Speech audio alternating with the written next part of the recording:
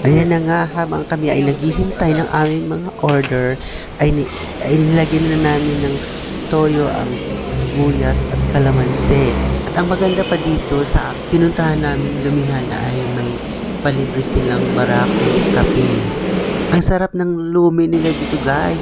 Pero ang in-order namin ay tinry namin yung kanilang chicken chami. Habang wala pang aming in-order ay nag-picture-picture muna ang mga baki. Ayun na guys, ang aming in-order na chicken chami sa halagang 120 at talagang namang mabubusog ka na sa dami ng isang order nila. Naku, hindi ko na mauubos ha.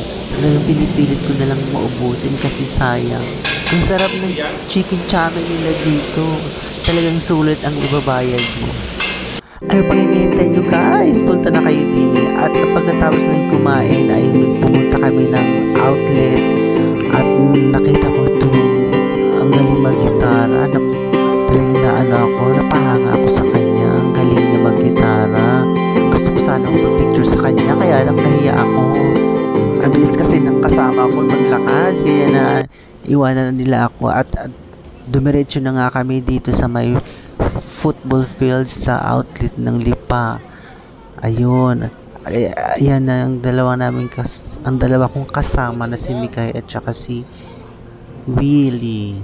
Ang ganda naman sa pakiramdam kung minsan ay gala-gala ka at magpahinga din, mag-enjoy. Nakakatanggal din minsan ng stress pag gumala.